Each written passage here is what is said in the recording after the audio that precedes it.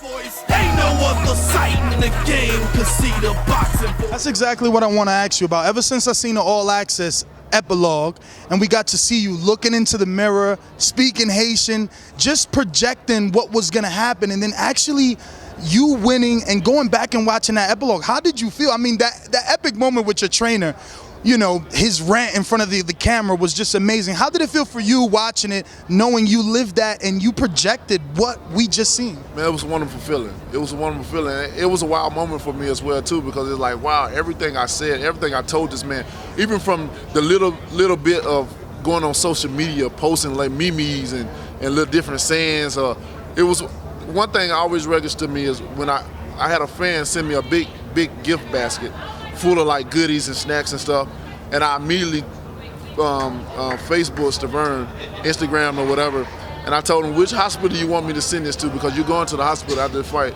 And for him to actually immediately have to be admitted to the hospital was crazy. The way I was seeing a disfigured man face disfigured, I said, this is how you're gonna look. And for his have so many knots on his face and stuff, like different, all the things that I said came to pass, man. And it was just a wild moment. It just made me think like this was meant to happen, you know. So Al Heyman has been showing you guys that the fighter is what's important in boxing. He's giving Keith Thurman the same opportunity he gave you with headlining in his hometown.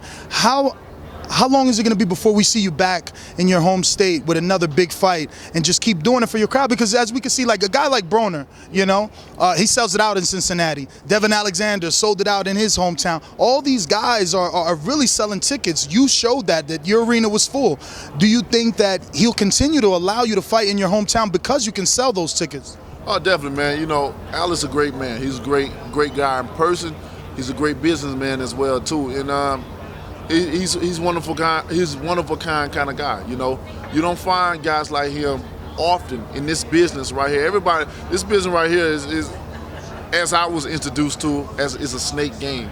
But when you find a guy that's almost as a father figure to you, you know, want the best for his fighters, and he's not going to stop until he get the very best, whether that's financially wise or whatever you need. He's gonna.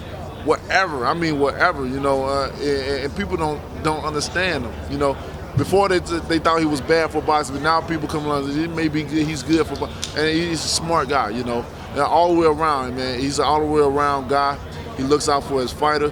He's got his fighters in his best interests, and he do what if his fighter wants something, he's gonna try to grant their wishes in all his power to make it happen. He's done it for me, he's done it for all the other fighters, and whoever we come in touch with, he's going to do it for him, man.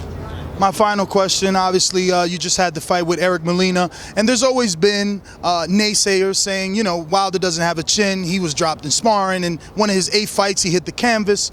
But you went 12 with Stavern, you won the title, and with Eric Molina, you suffered some adversity but didn't go down, showed that your chin is durable and got the knockout. Is that enough to answer the naysayers, or do you have to continuously say it verbally and continue to do it in the ring? Man, you know it's going to be a continuous battle with people, because there's too many people in the world to try to impress, to try to please. And I say it over and over again, you can't please everybody. You know, even when you prove them wrong, they're going to come back with something. They're going to, you know, oh, this is what happened. We live in a world of hate. And we just have to admit it. You know, we live in a world where people don't want to see the other succeed and make it.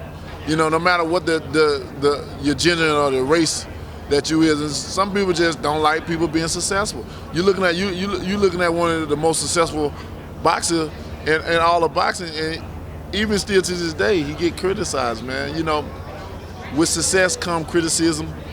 With love come hate. You know, it's always an opposite to something. And that's just what it is, and I accept it all. Whether somebody's for me or they're not, I accept it. If you're for me, let's ride, let's go. We're going all the way to the top. If you're against me, please stay that way. Not only on the network, keyboard warrior, what we call them, but also be that same way in person as well too. Don't be all flowers and candies when you meet me in person, but then want to show your ass when you're behind the keyboards and stuff like that. You know, but you can't have it though. You know, people are gonna be people. They're gonna express their opinion, and some people just want to be heard. The internet gave every crackhead in America to voice their opinion, and that's what they do. Well, thank you very much, champ. One more question.